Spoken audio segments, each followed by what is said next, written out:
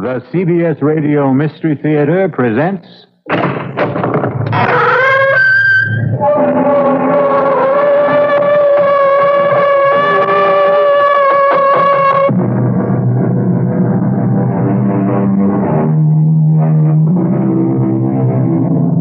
Come in. Welcome. I'm E.G. Marshall. Welcome to the sound of suspense. Welcome to the fear you can hear, but mostly to the world of terrifying imagination. In the story you're about to hear, the heroine is a young woman of 77 who has reached her golden years with her sense of independence intact, with a spryness to her limbs, very good vision, and excellent hearing. But as you are about to learn, there are times when hearing well is not a blessing. I did it, Mrs. Canby. Are you listening to me? I killed Richardson. Oh. I did it. Me. No. I don't want to hear it, Mr. Paulson. Please don't tell me about it. Please.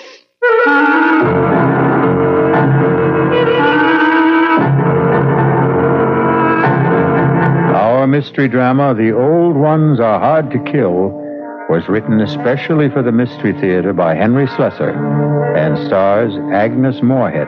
It is sponsored in part by Anheuser-Busch Incorporated, brewers of Budweiser, and by the Kellogg Company, makers of Kellogg's Special K cereal. I'll return shortly with Act One.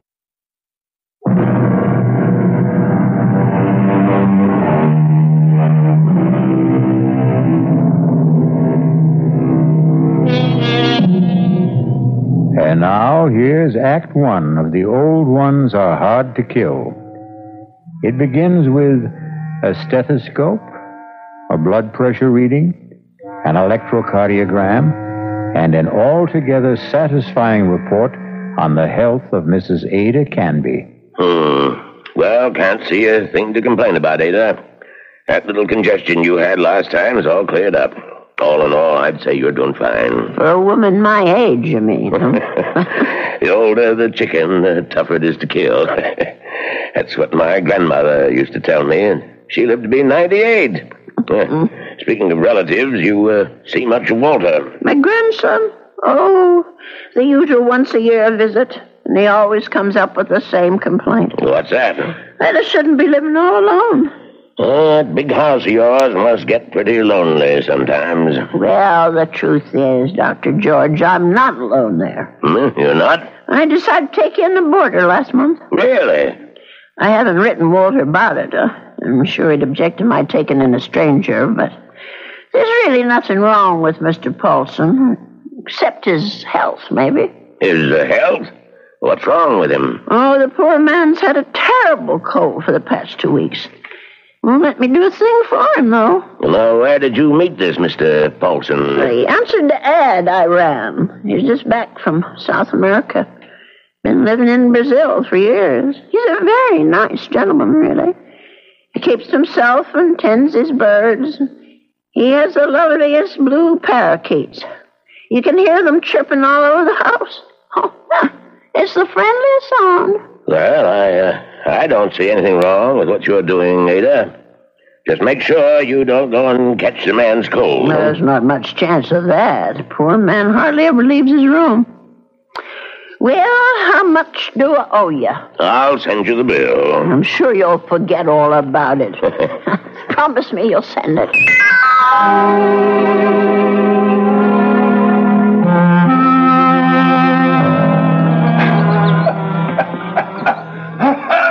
Oh, dear.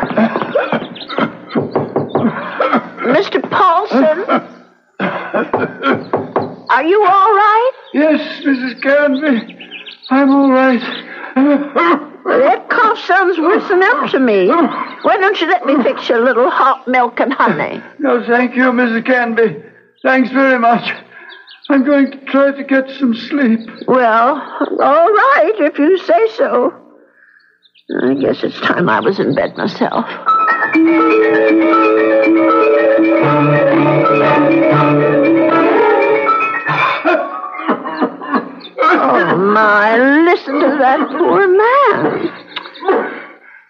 wonder if he keeps his birds awake, too. Mrs. Canby, please. For heaven's sake, is he calling me? Mrs. Canby! He is calling me. I'm coming, Mr. Paulson. Oh, no. Where are those darn slippers? I'll be right there. What is it, Mr. Paulson? What's the matter? Mrs. Canby. Mr. Paulson, just look at you. Why didn't you tell me you were so sick? I would have called a doctor. No, too late now. Too late. I know a very good doctor. I saw him only this afternoon. I'll go and call him right now. No, please, listen to me. Well, I've got to get help for you, Mr. Paulson. I'm dying. Confession. Well, do you want a priest? Is that what you want? Richardson murdered 10 years ago. What? Murder. I did it. I killed him for money. I was paid. Did you hear me? Oh, Lord. Mr. Paulson, do you know what you're saying? Do you understand me? Lindell is innocent. I killed Richardson, not Lindell. Well, let me get help. And you can tell them yourself, Mr. Paulson, and the police and the doctor. You tell them, please. Tell them to free Lindell. He's innocent. Tell them I'm the one who killed Richardson 10 years ago. Well, I don't know anything about such things, and I don't want to. I did it. I killed Richardson. I did it. I don't want to hear it. Please don't tell me. Please. Mr. Paulson, Mr. Paulson? Oh, dear God, I think he's gone.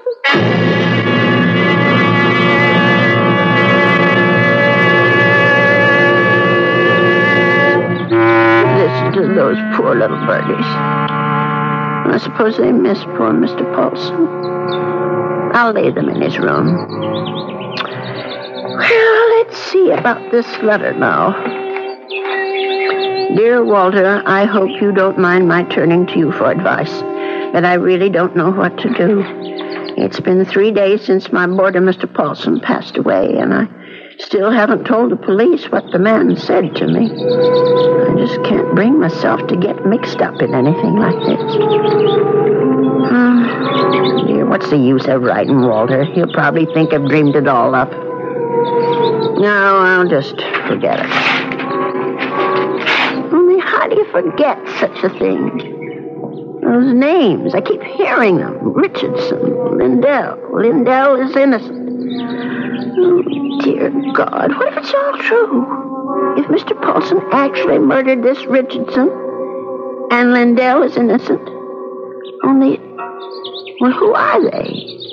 I wonder if a telephone book, well, why not? Let's see. Richard, oh, I see there, J.R. Yes, here it is. Oh, Lord, there's dozens of them. Well, I'll try Lindell. That wouldn't be as common, I don't suppose. Yes, here it is. There's only about half a dozen, then. D-L-D-E-L-L. Oh, my heavens. Lindell and Richardson. Both names together. Lindell and Richardson Investments. 9 Concourse 4153132. I wonder if... Well, maybe it's the only way to be sure.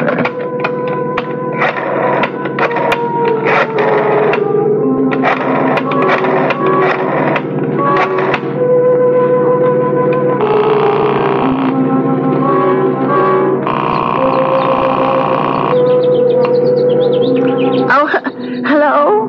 May I speak to Mr. Lindell? He isn't? Well, then what about Mr. Richardson?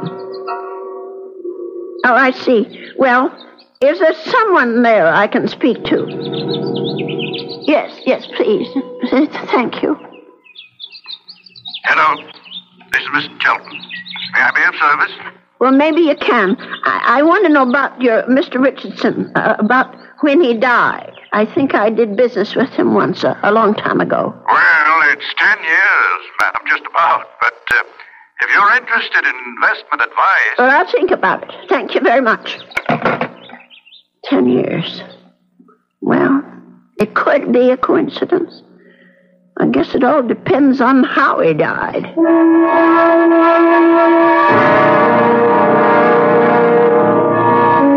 Well, Mrs. Canby, please come in. Have a seat. Thank you. Well, now, how can we be of help to you? I didn't come here to get help, Mr. Shelton. I came to help you, as a matter of fact. Or rather, somebody you know. Who would that be? Mr. John Lindell, the man who was supposed to have murdered Mr. Richardson.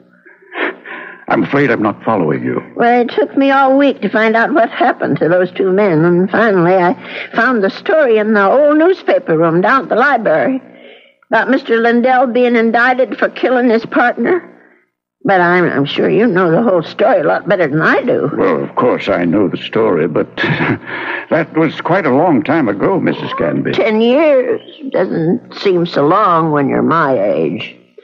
Anyway, the point is that I can help your Mr. Lindell, only I can't do it alone. Did you know John Lindell? No, I didn't.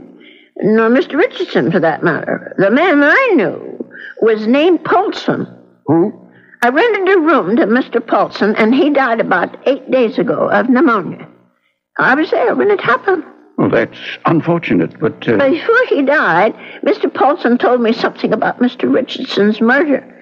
He said Mr. Lindell hadn't been responsible, that he, Mr. Paulson, had committed it. For money. Ah, Mrs. Canby, listen to me. It was this man Lindell that bothered him. The fact that he was in prison for something he didn't do. I thought I should tell you this, Mr. Shelton, because you knew both of these gentlemen. It said so in the newspaper. Mrs. Canby, my dear woman. What?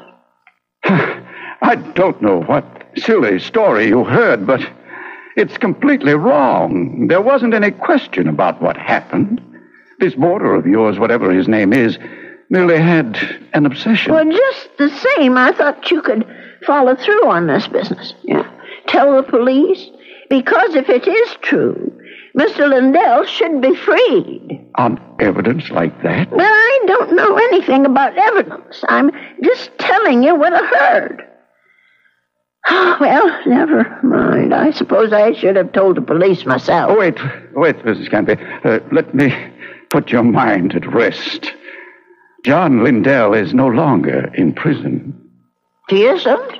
He's dead, Mrs. Canby. He's been dead for the last 3 years. Oh. He wasn't a young man when all this happened, when he accused his partner, Fred Richardson, of defrauding him and shot him dead. He died? In prison? Even if all you say is true, that this man was Richardson's murderer, you can't help John Lindell any longer. He's beyond that. But his name, don't you want to clear his name? Have you any proof? Any living witness? Just myself. But you'd be willing to involve yourself? Start a whole new investigation? Open up the whole dreadful mess again? Mrs. Canby, do you know that John Lindell had a daughter? No. But wouldn't that be all the more reason to do something? His daughter's married, living in Minneapolis, a husband and 3 children. People have forgotten about her father by now.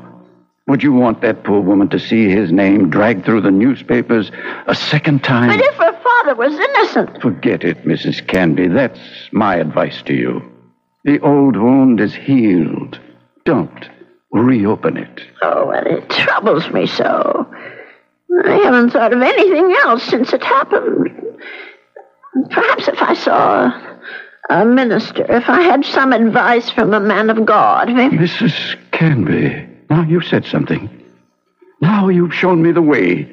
That's where our answer lies, dear woman, in prayer. Mm-hmm. In the forgiveness of our dear Lord. Will you pray with me, Mrs. Canby? Pray? Here? Why not? God is everywhere. Please, join me. Dear Lord, tell us what to do. Give us your divine guidance. Show us the path to righteousness. Mr. Shelton, Help us, O Lord. Help us to understand. Teach us to forgive the sins of others and to forget them. To forget. I feel much better now, Mrs. Canby. Do you? I'm Not sure. Let us turn this matter over to God, Mrs. Canby, not to the police, but to the Lord. It's in his hands now. Don't you agree? Well, in a way, that's true. Since they're dead now. All of them.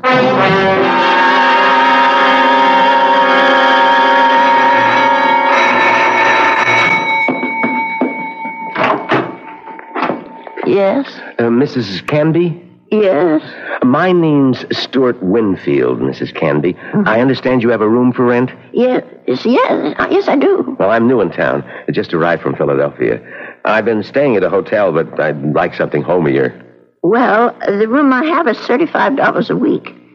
I can't offer you any meals, but you can use the kitchen all you want. Well, that sounds good to me. Would you like to see the room? Yes, ma'am, I sure would. Well, come on in then. Thank you. By the way, how did you know I had a room for rent?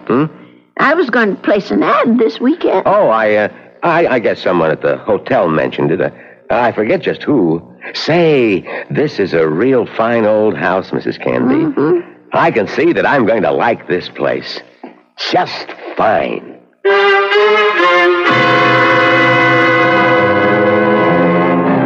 And so Mrs. Canby has a new boarder.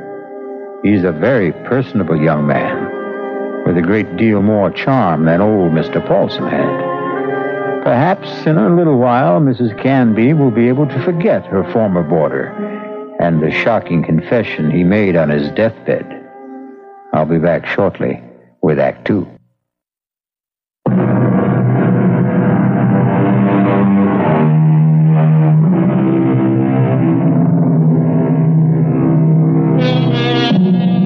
Stu Winfield took no time at all to make himself at home in Ada Canby's big old house.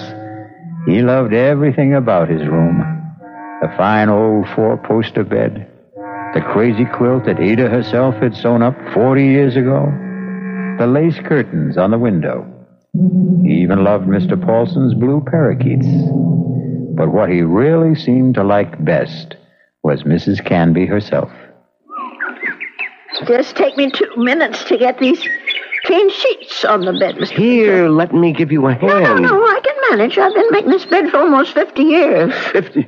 You've lived in this house that long? Moved in here when I got married back in 1919. My husband David bought it for us. Our only son Ralph was born in it.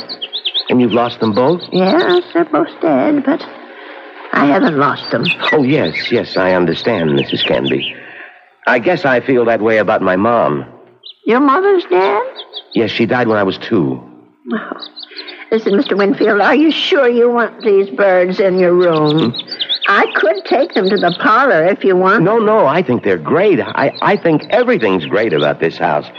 But there is something you can do for me. What's that? Would you mind not calling me Mr. Winfield? Oh? That's what they call my father. My name's Stuart. Well, all right, Stuart.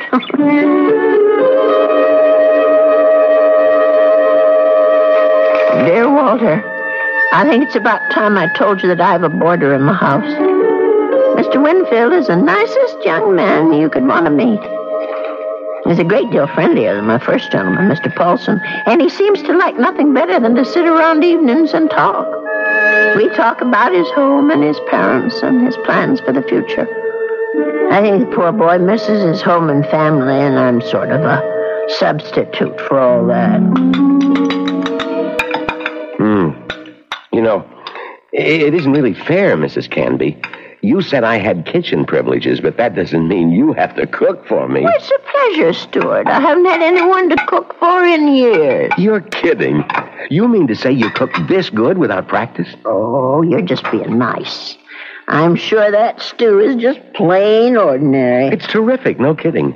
It tastes like, well, it tastes like home, if you know what I mean. It depends on whose home you mean. Well, my mom cooks stews like this. That's what I meant. Your mom? Well, but She died when you were only 2. Oh, well, I guess I didn't mean my mom exactly. I was thinking of my Aunt Martha. I mean, she's the one who sort of took over the cooking and stuff after my mother died. And my father's sister, you know? I see. Well, that was lucky that you had someone to take her place. Yeah, that's right. Excuse me. My, Stuart, you're not coming down with anything, are you? No, I'm fine. Just a little case of the sniffles. Listen, if your room isn't warm enough, I have an extra blanket. No, the room's just fine. Don't worry about it. Oh, you be sure now.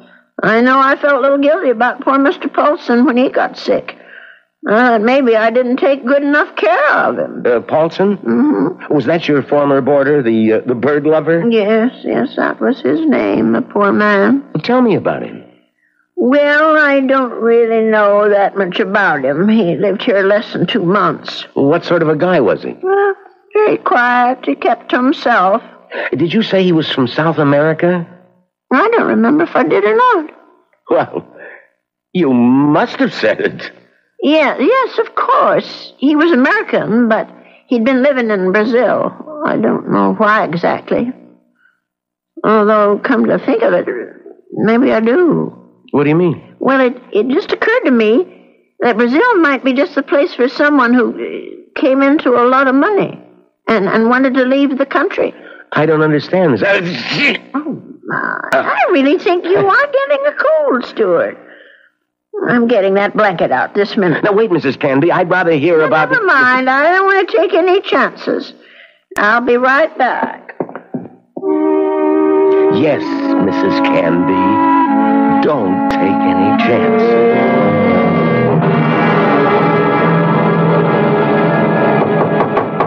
Stuart? Yes? Come in.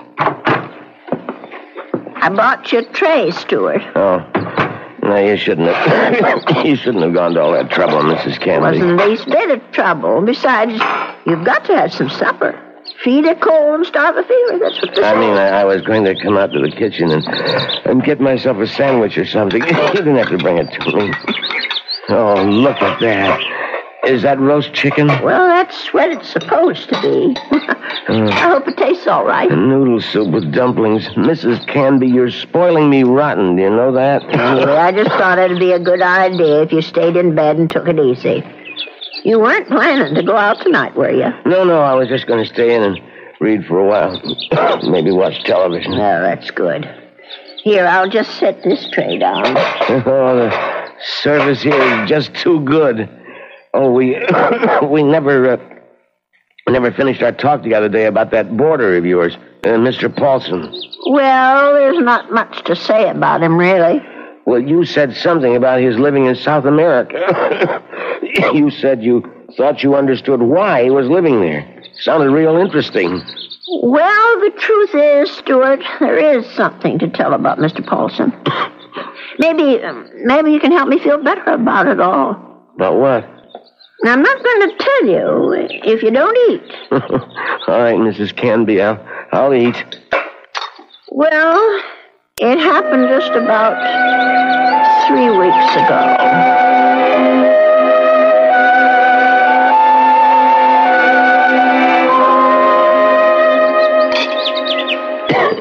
You know something, Mrs. Canby? That's about the best roast chicken I've had in years. I'm sure I spoiled your appetite with all my chatter. No, that was a really interesting story. But what do you think of it all, Stuart? Do you think I did the right thing? Well, frankly, Mrs. Canby, I do. Honestly? Well, this guy Chelton sounds a little screwy, but I think he's all right.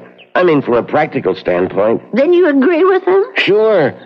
This man Richardson's dead, right? And what's his name, Lindell? Yes. Well, he's dead too, right? And poor Mr. Paulson, the man who supposedly killed Richardson. Well, there you are. Nothing you can do will bring any of them back, right? Well, yes, but just the same. And you know the police, Mrs. Canby. They'll be hounding you forever. Tracking mud into your parlor, bothering you with questions.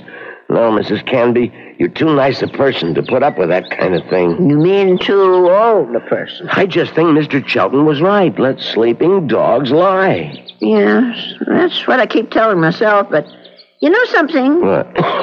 There's one thing Mr. Chelton forgot. And me too, I suppose. What's that? Why, the real murderer. He may still be alive, even if all the others are gone. Don't you see? No, I don't. Even if Mr. Lindell can't be helped anymore, that doesn't mean the real murderer should get away. But the real murderer is dead. Paulson. No, the killer is the man who hired Mr. Paulson. Don't you see? Is it right that he should get away with it? Now, wait a minute. You're jumping to conclusions. No, I'm not. Mr. Paulson told me that he was hired to do this thing. Well, maybe he was hired by Lindell. Maybe Lindell hired him, and then Paulson got cold feet, and Lindell did the shooting himself. No, I'm sure that isn't true. You see, I read the newspaper article all about it. Well, you really were thorough about this, weren't you, Mrs. Canby? You poor man. That coal's gone to your chest now, hasn't it? No, I'm all right. Stop worrying about me. Let's talk about this other problem of yours. Well, maybe I'm making it more of a problem than it should be. Maybe if I just told the police everything, I could forget it once and for all. No, I really couldn't advise that, Mrs. Canby. Well, it said in the newspaper story that the two men were partners in that investment firm. And Mr. Lindell thought that his partner Richardson was cheating, taking money out of the firm, and that's why he's supposed to have shot him. Wasn't there a witness to the shooting? Why, yes, I think there was. Come to think of it, it was Mr. Shelton. That's right. Well, doesn't that wrap it up for you? Well, it would if it wasn't for Mr. Paulson. Listen, Mrs. Canby, you know how much I like you. Why, in just a few days, you're more like family to me than my Aunt Martha ever was. Well, it's nice of you to say, Stuart. And that's why I want you to listen to me about this. That's why I want you to forget about this whole foolish thing and listen to you. You sound awful, Stuart. Just tell it. No, I'm all right. No, you're not all right. I'm going to get you some cough medicine right this minute.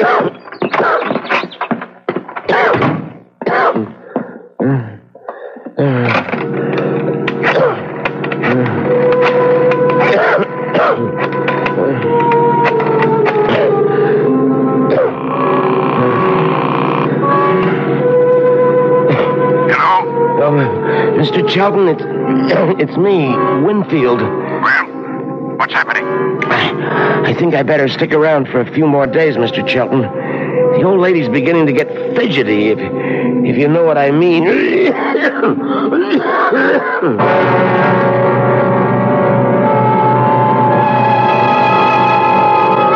Well, something tells me that Stuart Winfield isn't such a nice young man after all. Could it be that he wasn't telling Mrs. Canby the truth about his dear mother and his Aunt Martha? Could he have not told her the truth about his plans for the future? Of course, the real issue is, what sort of plan does he have for Ada Canby's future? I'll be back shortly with Act 3. I'm Hy Brown, and as producer of Radio Mystery Theater, welcome to the premiere of an exciting venture in modern radio. The return of spine-tingling suspense and mystery 7 times a week with fine actors and actresses and one other star player. Your imagination. We'd like to hear whether you're glad radio drama is back. So we're holding a weekly drawing for 3 weeks with 50 prizes a week. 2 AM/FM stereophonos, 2 travel clock radios, and 46 anthologies of modern suspense. All you do is send us your name and address to Mystery Theater, Box 50, Radio City Station, New York 119. Box 50, Radio City Station, New York 119. Or for good everywhere unless locally prohibited.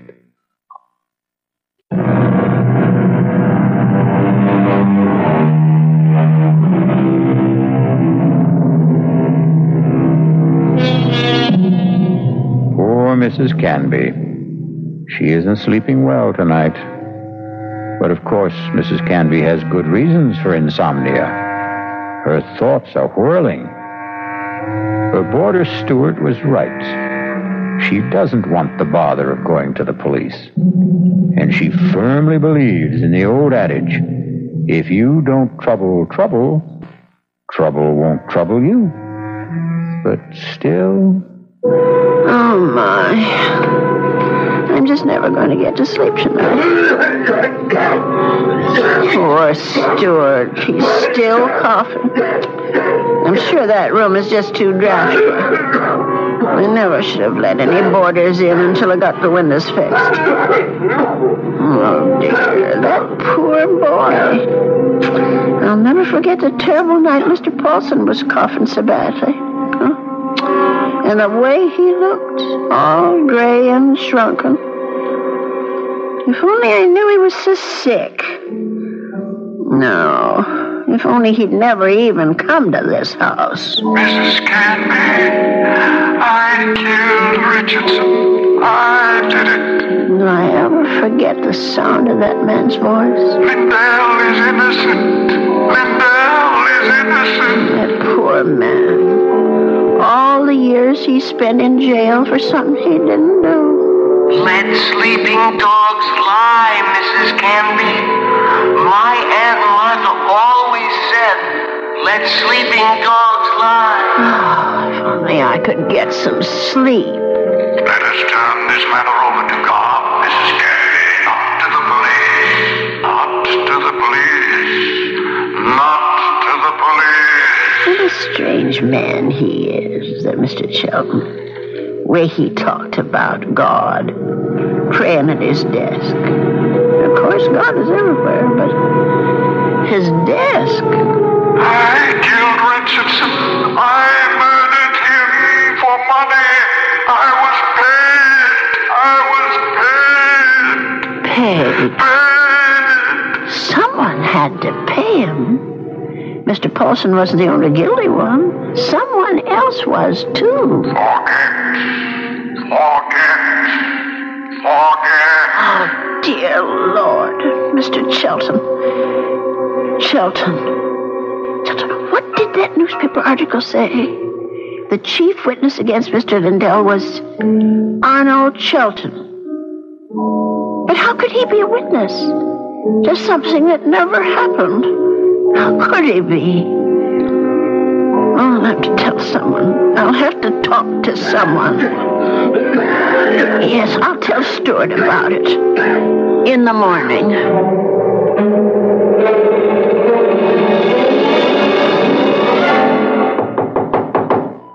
Stuart, are you awake? Yes, I'm up, Mrs. Canby. Come in.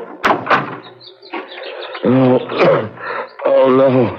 Now, don't tell me I'm getting breakfast in bed, too. Well, I know you had a terrible night last night, Stuart. You were coughing much worse than ever. I guess that medicine wasn't very good. Sorry I kept you awake, Mrs. Canby. No, that wasn't your fault. No. Something else kept me up. What was that? Oh, my mind, I guess. Maybe I should say my conscience. Well, that sounds serious. But it is something serious, Stuart. Well, I might have let a man get away with murder. No, it's even worse than that.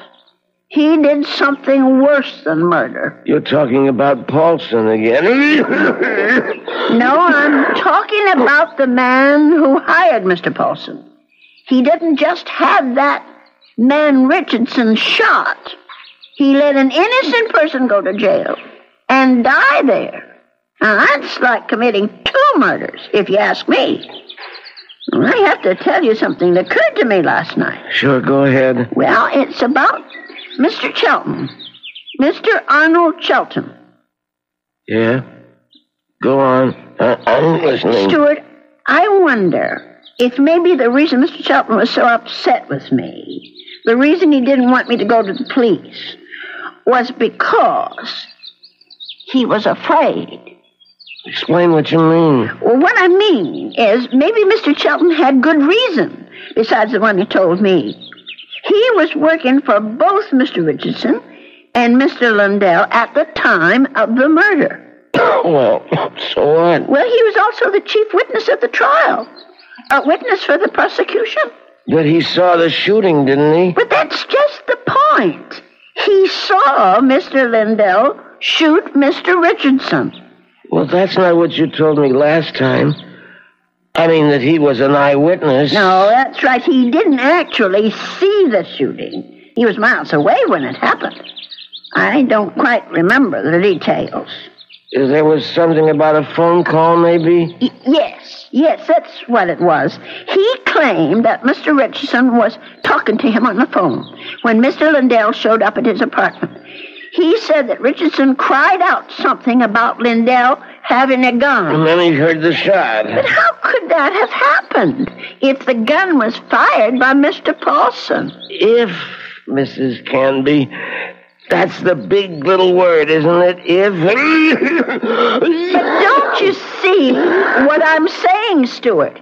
Arnold Shelton had the most to gain. Gain? From what? From both these men leaving the firm.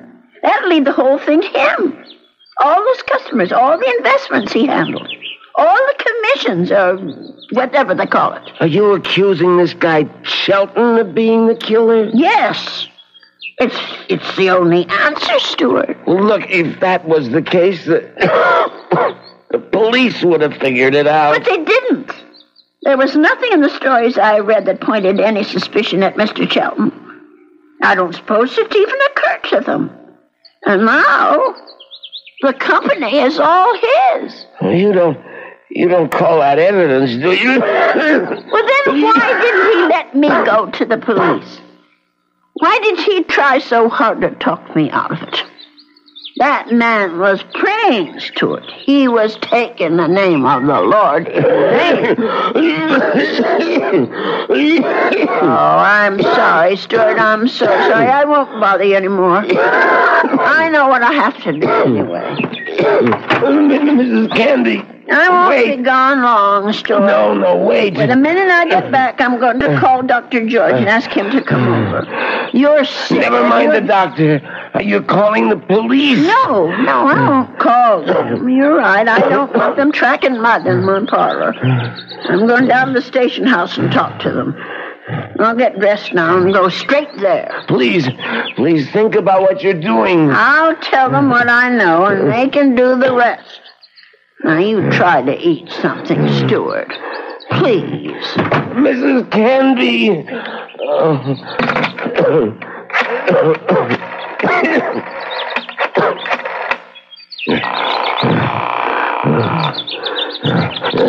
Sheldon? What is this, Winfield? I told you not to call me in the office. It's an emergency. You sound terrible. What's the matter with you? I'm sick. Only you're going to be a lot sicker. What are you talking about? The old lady. I can't stop her. She's decided to talk. What? She figured it out. Figured out exactly what you did, Sheldon, and how you did it. You fool. You've got to stop her. Do you hear me? That wasn't part of the deal, Sheldon. It's all of the deal now. The price didn't include anything like that. The price just doubled. Old ladies are always having accidents. Make her have one. Make her have one now, Winfield. All right. She's gonna have a fall down the cellar steps. Right now. I gotta get my robe on and my slippers. I gotta hurry.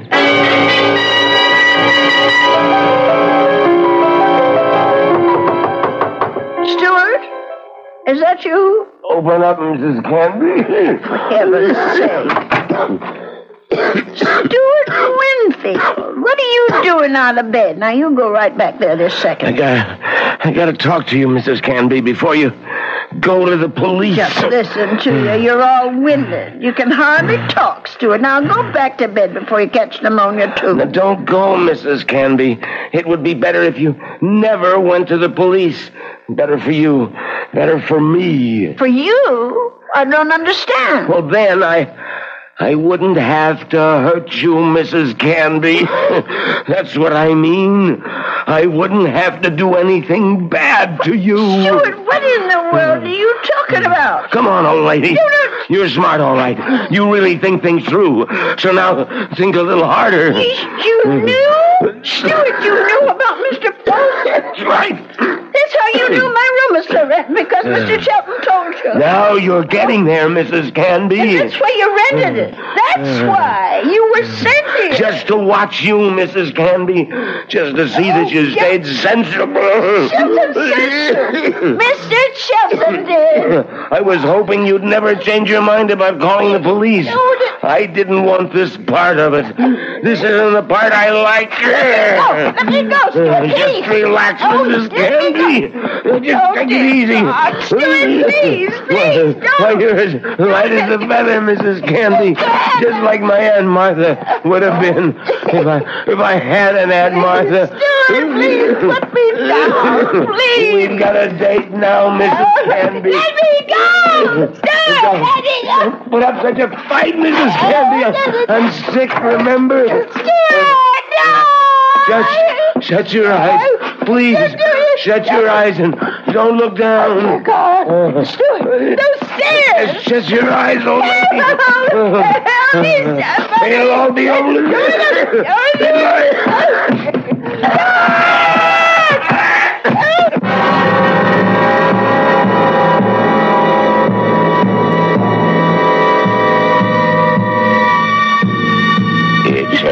It's all right now, Ada. Just be glad that it wasn't you at the bottom of those stairs.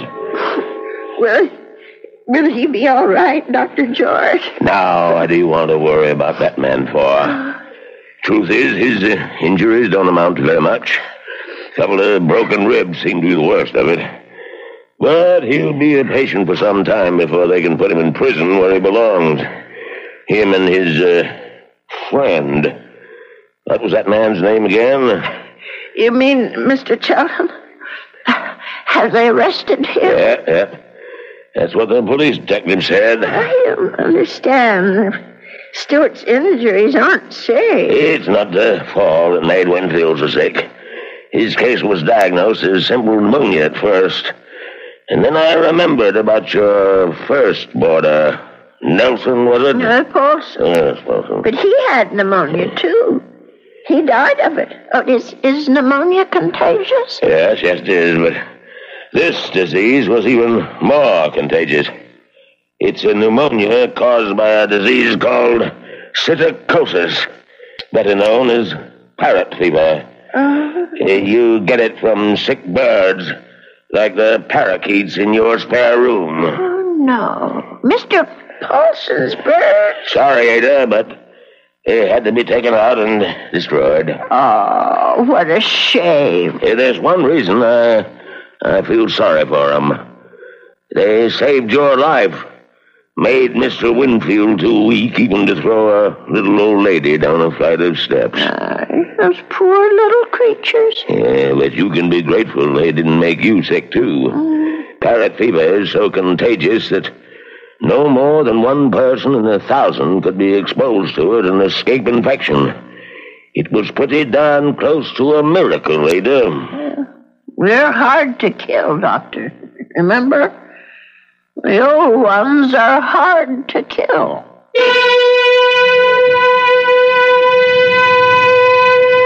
They say that people are living longer than ever before. And when we look at Ada Canby, we can understand why. She's a tough old lady. So tough she could withstand the threats of man, beasts, and bird. So let that be a warning to all those who think that our senior citizens are easy prey for crime. Watch out.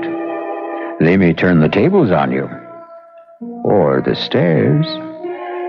I'll be back shortly.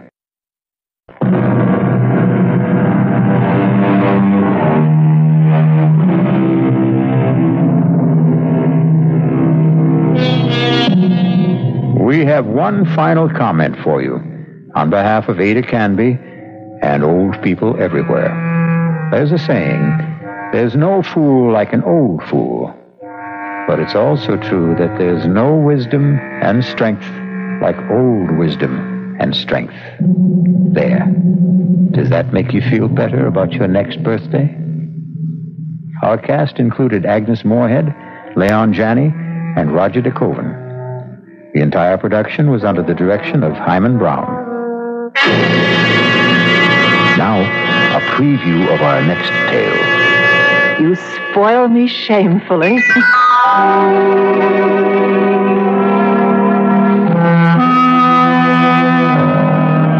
And that night, I spoiled her just a bit more by bringing hot cocoa to her in bed. No, drink it down now. Yes. Does it taste all right?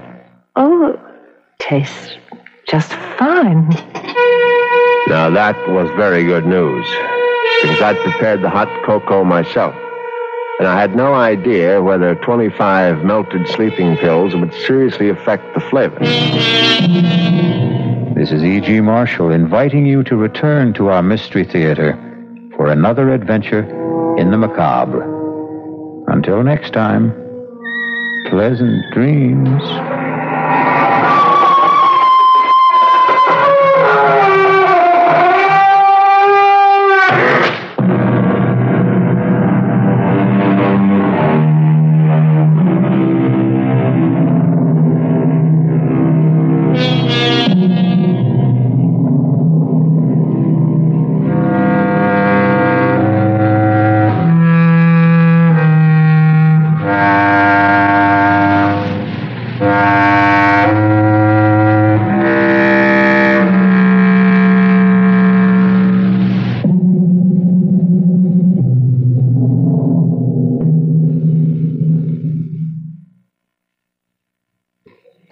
CBS Mystery Theater, presented over WHAM.